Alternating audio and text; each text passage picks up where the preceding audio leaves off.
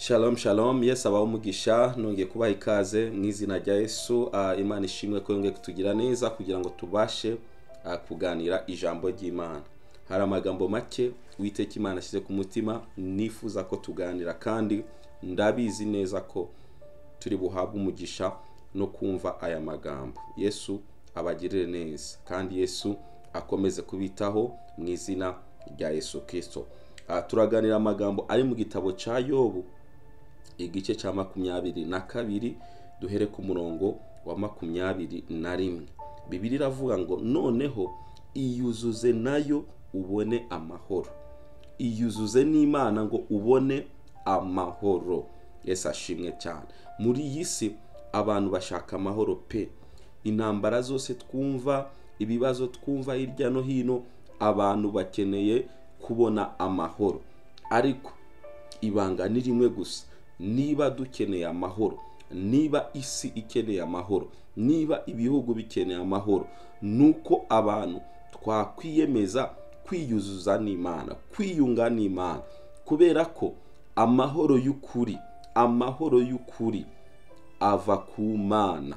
Hari abantu batunze, bakize, bafite amazu, bafite amamodoka, bajya neza, bize neza, bafite ubuzi bwiza, ariko badafite amahoro yo mu mutima.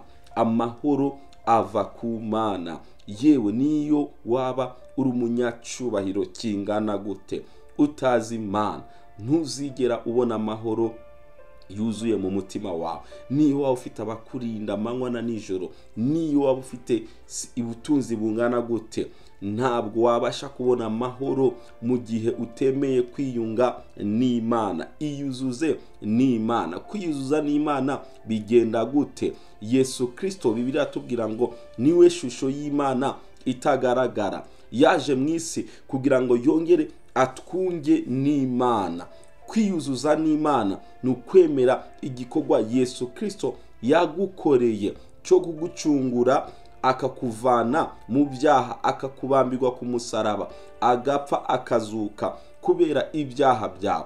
Kwizera icyo gikorwa Yesu yakoze, kwizera uwo murimo Imana yadukoreye muri Kristo Yesu wo kuducungura, bituma nawe wiyuzuza n'Imana. Kuko Bibiliya atubwira ngo abizeye izina rye bose bakamwakira yabahaye ubutware, yabahaye ububasha bwo kwitwa abana b'Imana. Mu gihe utarizera Yesu ntabwo uriyuzuza n'Imana. Uyu munsi mwene data ndagusaba kugira ngo umutima wawe wongere ugarurire ku Mana, wongere uconnecte kuri Kristo, kuko niho hari amahoro yuzuye. Yesu asanze abigishwa we yarababwiye ngo amahoro y'Imana, amahoro abe muri mwe. Reka nkubwire, niyo wakwirukanga ushakisha amahoro ntabwo wayabona mu gihe Imana itari mu mutima wawe, mu gihe Kristo adatuye mu buzima bwawe. Ntibishoboka. Uyu munsi ngwino wiyunge n'Imana, ngwino wiyunge n'Imana. Nta ruhombo birimo, nta ruhombo rurimo kubana n'Imana, nta ruhombo rurimo kubana na Kristo, ahubwo nibyo birimo umunezero wuzuye. Mwene data,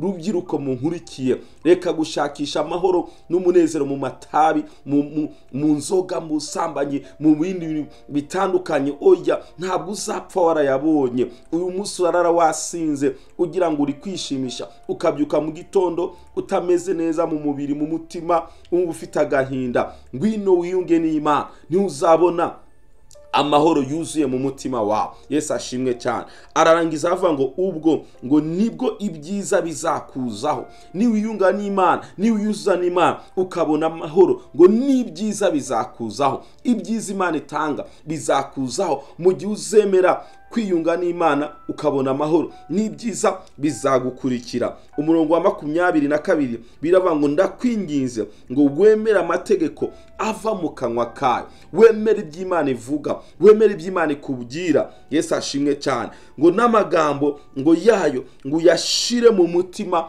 wawe. Fata amagambo y'Imana yashire mu mutima wawe.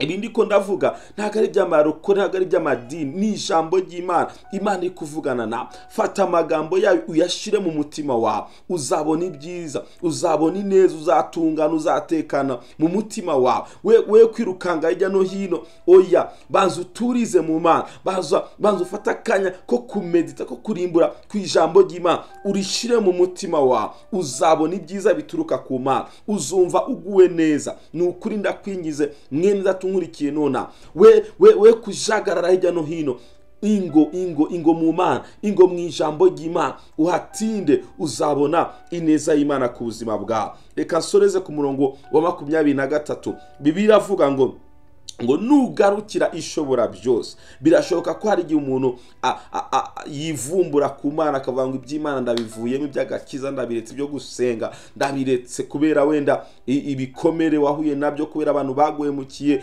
ukumvura bivuyemo, ibyo gusenga ntabyo ushaka. Ariko biravuga ngo nugarukira ishobora byose, ngo ugashira gukiranirwa kure y'urugo rwawe, uzakomera. Imana ishimwe cyane. Ugashira ibyo gukiranirwa kure y'urugo rwawe, kure y'umuryango wawe, kure y'ubuzima bwawe, uzakomera. Imana ishimwe cyane. Uzagera kure. Imana ishimwe cyane. Icyo Imana ivugana nawe muri uyu mwanya mwene data, ni ukugira ngo wongere ugarukire Imana.